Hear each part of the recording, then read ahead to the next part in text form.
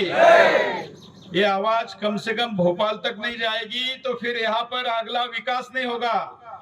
भारत माता की। देखिए, हम तेज पुंज बाजीराव जी के समाधि स्थान पर है, तो मोदी जी तक पर जानी चाहिए। और यहाँ तो ऐसे दिव्य संत भी बैठे हैं। भारत माता की। वंदे बाजीराव पेशवा। मैं तो पिछले 4-5 वर्षों से भाषणों में हिंदू युवकों को कह रहा हूं कि आपको भी अपने जीवन में मस्तानी लानी चाहिए। अगर 20-25 लाख मस्तानी लाएंगे तो संख्या में कुछ असर पड़ेगा, ये घर वापसी होगी। उस जमाने में और बाजीराव जी प्रेरित किससे? घर वापसी की रणनीति छत्रपति शिवाजी महाराज ने बनाई। हमारे धर्म में हमारे कुछ लोगों ने घर वापसी होने नहीं देते थे, लेकिन शिवाजी महाराज जी ने उनके रिश्तेदार जवाजी निंबाड़कर इनको निजाम लेकर गया था, इस्लाम जबरदस्ती कबूल करवाया था। उनकी घर वापसी के लिए धर्म सभा बुलाई शिवाजी महाराज जी ने। आपको पता है, शिवाजी महाराज जी के उस धर्म सभा में सारे धर्म पंडितों ने कहा कि शिवाजी महाराज जी कहे या कोई भी कहे, किसी हिंदू की घर वापसी का कोई प्रावधान हिंदू धर्म में नहीं है। ये धर्म सभा में हुआ, बहुत मंथन हुआ, शास्त्रार्थ हुआ, और उसके बाद फिर ये तय हुआ, ब्रेक लिया। शिवाजी महाराज जी ने कहा कि हम भोजन के बाद पुनः मिलेंगे। मैं अपील करता हूं सारे धर्माचार्यों जी से कि कोई रास्ता निकालिए। तो शिवाजी महाराज जी के अपील के बाद जब दोबारा सारे शास्त्रार्थ करने वाले बैठे तो उन्होंने कहा कि एक रास्ता है कि अगर कोई धर्म छोड़कर गया है तो प्रायश्चित्त अगर करे तो हम उसको वापस ले सकते हैं। कोई धर्म से जा रहा है ना, तो प्रायश्चित्त तो उसने नहीं, हमने करना चाहिए, ये चिंता व्यक्त करते हुए कि वो गया क्यों। लेकिन फिर भी उनको प्रायश्चित्त करवा कर वापस लिया गया, पहली घर वापसी। उसके बाद संभाजी राजे, धर्मवीर संभाजी महाराज जिनको कहते हैं, उनके मंत्रिमंडल में घर वापसी का विभाग था। और बाजीराव पेशवा जी ने भी यही सोचकर इस व्यवस्था को निर्माण किया। कौन थी मस्तानी जी? कौन? एक राजा की बेटी थी, मुस्लिम पत्नी की बेटी। तो अगर हमारे यहाँ तो पुरुष व्यवस्था से वो हिंदू ही है ना, वैसे देखा जाए तो हिंदू ही है। आज भी अगर आप किसी मुस्लिम को लेकर आओगे, शादी करोगे, तो उससे जो पैदा होगा बच्चा, वो कौन होगा? हिंदू ही होगा। तो मस्तानी हिंदू ही है। लेकिन फिर भी मैं कहता हूं, हालांकि महाराष्ट्र में महिला प्रधान परिवार व्यवस्था है, बाजीराव जी की माता ने उनको घर में आने नहीं दिया, तो उनके लिए मस्तानी महल अलग से बनाया गया है, आज भी पुणे में उपस्थित है। और मस्तानी जी के जो सुपुत्र हुए पानीपत के युद्ध में, उन्होंने मराठों के लिए अर्थात हिंदुओं के लिए बलिदान दिया, ये भी हमने भूलना नहीं चाहिए। उसका नाम भी बाजीराव जी ने कृष्ण रखा था, लेकिन वो नाम हमारे तब के जो भी व्यवस्था रही होगी, उनकी मूर्खता के कारण उसका नाम मुस्लिम रखना पड़ा, लेकिन उसका बलिदान हिंदुओं के लिए हुआ। आज भी उनके वंशज जिंदा है और प्रति 14 जनवरी को पानीपत में आते हैं, यहाँ पर भी आते जाते हैं, मुझे पता चला है। मैं आज इतना विस्तार से इसलिए बोलना चाहता हूं मित्रों, क्योंकि अगर हम इतिहास से सीख नहीं लेंगे तो हमारा वर्तमान भी एक दिन इतिहास होने वाला है, ध्यान रखना। और भविष्य सुरक्षित रखना है तो इतिहास से सीख लेनी चाहिए, वर्तमान में उसका क्रियान्वयन करना चाहिए, तभी हम सुरक्षित रह सकते हैं। और उसके लिए अगर कोई दीपस्तंभ का किसी का जीवन काम कर सकता है तो उसका नाम बाजीराव पेशवा है, ये भूलना नहीं चाहिए। लेकिन दुर्भाग्य देखिए, इस गांव की जितनी पॉपुलेशन है उतने लोग भी यहाँ नहीं है। उप मुख्यमंत्री जी आए हैं, इतने पूज्य महात्मा जी आए हैं, लेकिन लोगों को ये पता ही नहीं है कि अगर इस स्थान का विकास हुआ तो जो ये आसपास के पंचक्रोशी के जितने गांव है ना, उनके आने वाली हजारों पीढ़ियों का उद्धार हो जाएगा। ये आज उनको पता नहीं है। और ये उद्धार होना है, कौन करेगा, किसके भाग्य में, इतना ही प्रश्न है। हमको निमित्त बनाकर भेजा है और आज तक सुदर्शन ने जिस मुद्दे को उठाया है उसको हमने अंजाम तक पहुंचाया है। आज चुनाव चल रहे हैं, देश के निर्णायक चुनाव हैं। बाजीराव जी जैसे प्रधानमंत्री है जिन्होंने भगवा पताका सातों समुंदर पार लगाई है।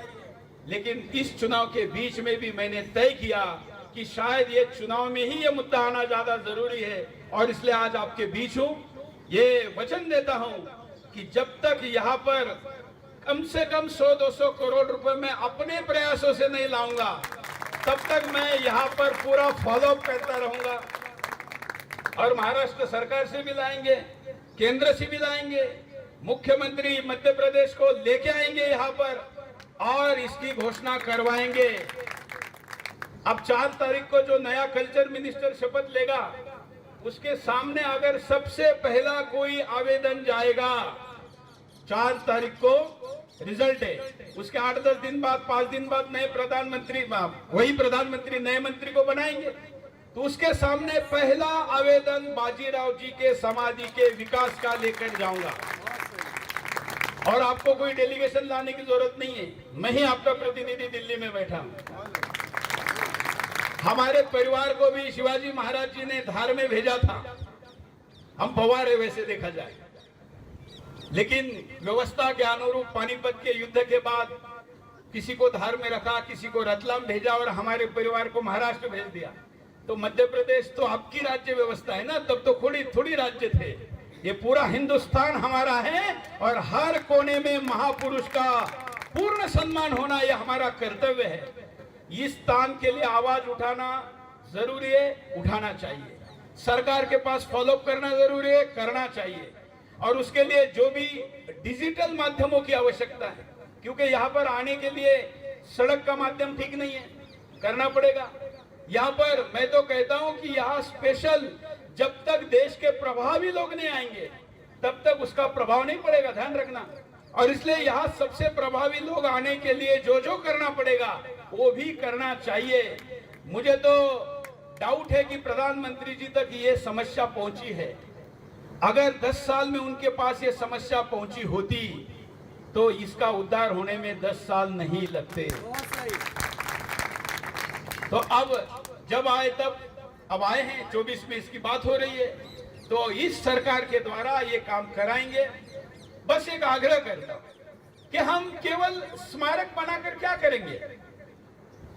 ये केवल लड़ने का ही संदेश नहीं है, युद्ध में तलवार लेकर। एक ऐसे अजय योद्धा की बात हो रही है जो जीवन में किसी लड़ाई में पराजित नहीं हुआ। आजकल छोटी सी परीक्षा में बच्चे फेल हो जाते हैं, सुसाइड करते हैं। इस देश में कितने लोग सुसाइड करते हैं आप जानते हैं? हमने 3 युद्ध लड़े, पाकिस्तान के साथ और चीन के साथ एक। इन 3 युद्ध में जितने सैनिक हमारे बलिदान नहीं हुए, उससे ज्यादा हिंदुस्तानी प्रतिवर्ष 1.25 लाख के आसपास सुसाइड करते हैं। मैं दावा करता हूं, जो बाजीराव जी का जीवन पढ़ेगा, सुनेगा, समझेगा, वो सुसाइड नहीं कर सकता। तो ये 1.25 लाख जो सुसाइड करते हैं ना, उनमें 99% हिंदू होते हैं। क्यों? क्योंकि उनके पास सच्चा इतिहास नहीं बताया जाता। और इसलिए अगर अच्छा सच्चा इतिहास बताया जाएगा तो आत्महत्याएं कम होगी। और यह भी संदेश जाता है कि जो अवस्था इस वक्त हिंदू समाज की है, उस अवस्था को बदलने के लिए भी हमको वही कंटेंट लोगों तक लेकर जाना पड़ेगा, अन्यथा हम ले नहीं सकते। और इसलिए मित्रों, आज यहाँ पर आए हैं, हम सब मिलकर संकल्प लेते हैं कि बाजीराव जी का विचार, क्योंकि विचार को हाथ पैर नहीं होते, वो किसी शरीर को धारण करने पड़ते हैं और फिर उस शरीर के हाथ और पैर लेकर काम किए जाते हैं। इसलिए विचार अमर होते हैं, हाथ और पैर तो उसकी आयु है। विचार दर पीढ़ी आगे जाने चाहिए। वो आगे जाने के लिए ये स्थान सबसे बड़ा दीपस्तंभ है। देखिए ना, एक और आपको मैं षड्यंत्र बताता हूँ। मैं पत्रकार हूं तो हर एंगल से हर घटना को देखता हूँ। मैं कल हवाई जहाज से इंदौर को देख रहा था, इतना सुंदर शहर, लेकिन मध्य प्रदेश की राजधानी इंदौर बना क्या? क्यों नहीं बना आप जानते हैं? मध्य प्रदेश की राजधानी इंदौर नहीं बनी, गुजरात की राजधानी बड़ौदा नहीं बनी, महाराष्ट्र की राजधानी पुणे नहीं बनी, उत्तर प्रदेश की राजधानी अयोध्या नहीं बनी। क्यों? क्योंकि ये सारी हिंदुओं की राजधानियां थी।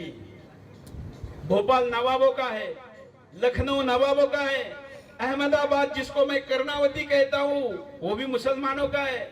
तो मुसलमानों के शहरों को राजधानी बनाया गया राज्यों की, ये षड्यंत्र है। अरे हम जहां बैठे हैं ये उत्तर और दक्षिण भारत को जोड़ने का सबसे बड़ा हाईवे था। ये नर्मदा नदी सबसे कम गहराई में यहाँ पर बहती है। यहाँ चुंगी नाका था, यहाँ ऊपर सारा दक्षिण उत्तर यहाँ से जोड़ता था। लेकिन जिन्होंने सड़क मार्ग बनाए अंग्रेजों ने और उसकी बाद की मूर्ख सरकारों ने, उन्होंने यहाँ से सड़क नहीं बनाई, क्योंकि बाजीराव की समाधि अगर मुख्य मार्ग पर आ जाती तो करोड़ों लोगों के सामने बाजीराव जी का चरित्र जाता, वो जाने नहीं दिया।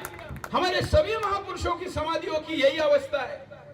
जिसने दरिंदे औरंगजेब 27 साल महाराष्ट्र में दर बदर उसको भटकने दिया, हरा और वहीं पर गाड़ दिया।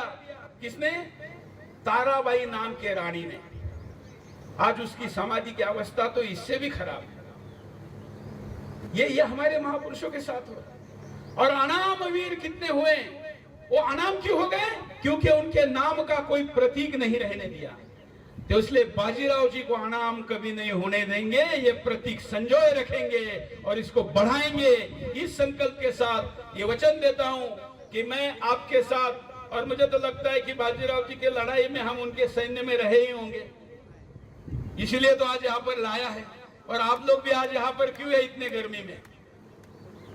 हम पुनर्जन्म मानते हैं ना, हिंदू धर्म में यही तो सबसे बड़ी व्यवस्था है जो और किसी दर्शन में नहीं है। और इसलिए यहाँ जो सारे बैठे हुए हैं, हम सभी बाजीराव जी के सेना में जरूर होंगे और इसीलिए आज यहाँ है। नहीं तो इस गर्मी में व्हील चेयर में भी कोई आकर बैठता है। देखिए किस किस उम्र के लोग हैं। मैं धन्यवाद कहता हूँ इंग्लिश जी जैसे लोग, आप अवधूत जी जैसे लोग, और जिन लोगों ने, ये सचिव जी भी हमको मिले कल, इन्होंने भी बहुत जानकारी दी, बहुत आत्मीयता बताई इस पूरे विषय के बारे में। तो बस बोलने के लिए तो बहुत है, लेकिन बोलने से ज्यादा अभी करना है। वो सब कुछ करने में आपके साथ रहूंगा, ये वचन देता हूं। जय श्री राम, जय बाजीराव।